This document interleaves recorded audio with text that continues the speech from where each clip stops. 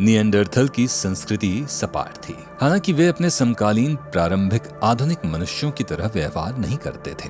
उस युग में कला और अलंकरण की उनकी खोज दुर्लभ है, क्योंकि वे आधुनिक मानव समकालीनों की तुलना में बेहतरीन गुफा चित्र, पोर्टेबल कला और आभूषण बना रहे थे। यूरोप में अपने लंबे इतिहास के अंत में उन्होंने होमो सेपियंस के ब्लेड टूल के समान एक अधिक सोफिस्टिकेटेड टूल किट, जिसे चैटल पेरोनियन के रूप में जाना जाता है, का निर्माण शुरू किया। ये ब्लेड की तरह एक धारदार पथरीला उपकरण था, जिसका ऊपरी किनारा तेज धारदार था और नीचे का घुमावदार हिस्सा कुंद, ताकि उसे हथेली में पकड़ने में आसानी हो। ये लगभग उसी समय हुआ जब आधुनिक मानव ने यूरोप में प्रवेश किया। एक थियरी ये भी चली कि ये सब चीजें उन्होंने बाद में आधुनिक मनुष्यों यानी होमो सेपियंस के साथ व्यापार में हासिल की या उनसे बनानी सीखी। लेकिन शोधकर्ताओं ने स्पेन में 2 स्थलों, एंटोन रॉक शेल्टर और एवियोनेस गुफा पर कलाकृतियों पर काम किया और नतीजा निकाला कि ये कलाकृतियां करीब 45 से 50 हजार वर्ष पहले की हैं। तब तक आधुनिक मनुष्यों ने यूरोप की तरफ रुख नहीं किया था, इसलिए उनसे नकल नहीं की जा सकती थी। निएंडरथल पहले इंसान थे जिन्होंने आग पर नियंत्रण रखने का हुनर सीख लिया था। निएंडरथल ने चूल्हे बनाए और खाना पकाने, सर्दी दूर करने और सुरक्षा के लिए आग को नियंत्रित करने में वे सक्षम थे। क्योंकि वे ठंडे इलाके में रहते थे, इसलिए वे जानवरों की खाल पहनने लगे थे। हालांकि उस बात का कोई फिजिकल एविडेंस नहीं है कि निएंडरथल के सिली हुई खालें पहनते थे। एक्सपर्ट कहते हैं कि आधुनिक मनुष्यों ने ये कला उन्हीं से सीखी होगी। उन्होंने पक्षियों के पंख से आभूषण भी बनाए। स्पेन और अर्डेल्स की अंडालूसी जैसी गुफाओं में उनकी 65,000 साल पहले बनाई पेंटिंग भी मिली है। निएंडरथल्स बड़े जानवरों के कुशल शिकारी थे और फल पौधों का भोजन भी खाते थे। उनकी कई गुफाओं में प्रतीकात्मक या सजावटी वस्तुएं भी मिली हैं। जाहिर है उन्होंने सोचने समझने और कल्पना करने की कला सीख ली थी। वो अपने परिजनों को दफनाने लगे थे। कभी कभी वे उनकी कब्रों को फूलों जैसे निशान भी बना देते। वे बोलने भी लगे थे, हालांकि उनकी भाषा के बारे में कोई संकेत नहीं मिले हैं। इससे पहले मनुष्य की किसी प्रजाति ने ये सब नहीं सीखा था। बेशक हम होमो सेपियंस ने उनसे बहुत कुछ सीखा होगा। 1939 में अमेरिकी मानव विज्ञानी कार्लटन कून ने एक मॉडर्न बिजनेस सूट और हैट में निएंडरथल का रिकंस्ट्रक्शन किया। निएंडरथल्स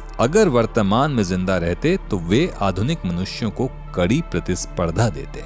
लेकिन फॉसिल और जेनेटिक एविडेंस दोनों इशारा करते हैं कि निएंडरथल्स और आधुनिक मानव यानी होमो सेपियंस का साथ बहुत लंबा नहीं रहा होगा। भले 50 लाख साल पहले हम दोनों एक ही पूर्वज से विकसित हुए, भले निएंडरथल्स और आधुनिक मानव एक ही वंश होमो से जुड़े थे, हम दोनों केवल 30,000 से 50,000 सालों तक यूरोप और पश्चिमी एशिया में एक ही भौगोलिक क्षेत्र में निवास करते रहे। यहाँ कहानी में एक नया ट्विस्ट आता है। यूरोप में निएंडरथल्स की दोस्ती होमो डेनिसोवन्स नाम की इंसानी प्रजाति के लोगों से होती है। इंसान के रूप में डेनिसोवन की पहली पहचान 2010 में हुई, जो 2008 में अल्ताई पर्वत में साइबेरियाई डेनिसोवा गुफा में खोदी गई एक किशोर मादा उंगली की हड्डी से निकाले गए माइटोकॉन्ड्रियल डीएनए यानी mtDNA पर आधारित थी।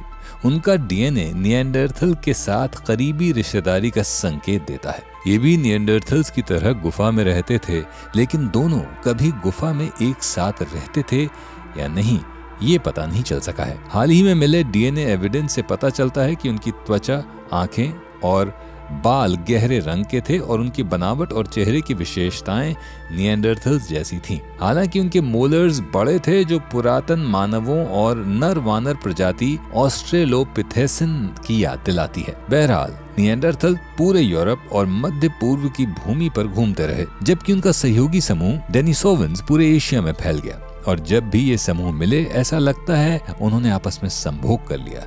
इस मिक्सचर के जेनेटिक फिंगरप्रिंट आज भी कई आबादी में साफ दिखाई देते हैं। यूरोपीय और एशियाई लोगों के लगभग 2% जीनोम निएंडरथल्स के हैं, जबकि एशियाई लोगों में केवल होमो डेनिसोवन के डीएनए मिले हैं।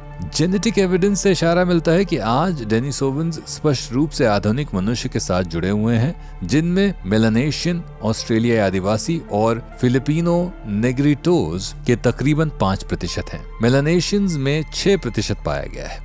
इससे पता चलता है कि पूरे एशिया में डेनिसोवन आबादी थी। ये भी पता चला है कि डेनिसोवन जीनोम का 4% एक अज्ञात पुरातन मानव प्रजाति से आता है, जो 10 लाख साल पहले आधुनिक मनुष्यों से अलग हो गया था। दुनिया की नवीनतम शोधों पर दिलचस्प कहानियां जानने के लिए अभी सब्सक्राइब कीजिए हमारा चैनल लाउड स्पीकर, ताकि नए वीडियो के नोटिफिकेशन आपको तुरंत मिल जाएं।